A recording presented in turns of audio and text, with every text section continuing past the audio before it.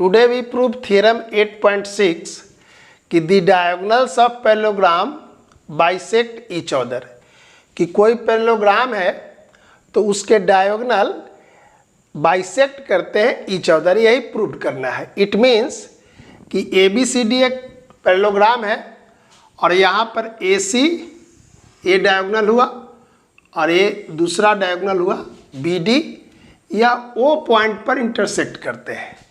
तो थियरम में प्रूव करना है कि ये बी डी और ए सी ओ पर बाइसेक्ट करते हैं। इट मीन्स कि O B equal to O D और O A equal to O C.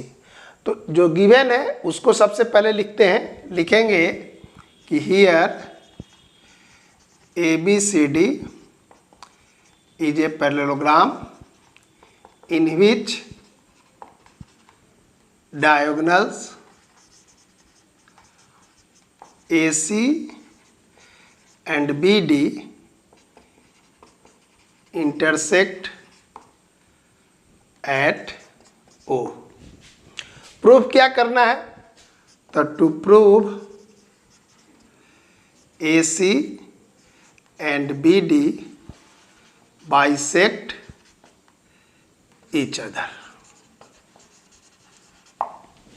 Okay, तो देखिए यहाँ पर हम लोग ये जो सामने सामने का दो ट्रायंगल्स है इसको लेते हैं ओ ए बी और ओ सी डी। यहाँ लिखेंगे प्रूफ कि in triangle O A B and O C D. Okay, देखिए पैरेललोग्राम है तो ए बी इक्वल होगा सी डी के। क्यों? क्योंकि ये साइड है पैरेललोग्राम का। तो यहाँ लिख देंगे कि A B equal to C D और रीजन भी दे देंगे, यहाँ पर लिख देंगे कि साइड्स ऑफ पैरेललोग्राम। ओके, अब देखिए ए एंगल, देखिए ए नाम दे देते हैं 1 और इसका नाम दे देते हैं 2। तो ए बी और सी डी पैरेललोग्राम के साइड है तो ए बी और सी डी क्या होंगे? पैरेलल होंगे। तो 1 और 2 एंगल क्या होगा? इस तरह का, देखिए ये पैरेलल है लाइन और इसको ये लाइन कोई कट कर रहा है तो यह एंगल और यह एंगल होता था, बोलिए इंटीरियर अल्टरनेटिव एंगल। तो यहाँ पर 1 और 2 क्या है? इंटीरियर अल्टरनेटिव एंगल है और वो क्या होते हैं? इक्वल होते हैं। तो यहाँ भी हम लोग लिख देंगे कि एंगल 1 इक्वल टू एंगल 2 और रीजन में लिख दीजिएगा कि अल्टरनेट इंटीरियर एंगल्स। क्यों? तो यह भी लिख दीजिए यहाँ पर कि A B parallel to C D और ए सी क्या कर रहा है? A C acts as a transversal. Okay, अब देखिए इस एंगल को देखिए, इसका नाम लिख देते हैं 3 और ये लिख देते हैं 4। तो जैसे 1 और 2 अल्टरनेटिव था इंटीरियर एंगल, सिमिलरली ये इस तरह है और इस बार देखिए इस तरह हो रहा है। तो ये एंगल और ये एंगल भी क्या होगा? अल्टरनेट इंटीरियर एंगल्स होंगे। तो यहाँ भी वही चीज़ लिख देंगे कि एंगल 3 इक्वल टू एंगल 4 और यहाँ भी रीजन सेम होगा, इसलिए ऐसा लिख दिया। तो देखिए इस दोनों ट्रायंगल में यह एंगल इस एंगल के इक्वल है और 3 के इक्वल में 4 है और बीच का included side A B equal to C D है। तो ये दोनों ट्रायंगल क्या होंगे? कंग्रुएंट होंगे। तो यहाँ पर लिखेंगे कि ट्रायंगल ए बी सी कि ट्रायंगल ए ओ बी। अब देखिए पहला वाला जब लिख देंगे ए ओ बी तो बाद वाला ये ऐसे लिखेंगे कंग्रुएंट है। तो ये देखेंगे कि कौन एंगल किस एंगल के इक्वल है। तो देखिए 1 के सामने क्या है? 1 ये जो है, ये देखिए ये 1 इक्वल है 2 तो यहाँ पर नाम लिखेंगे C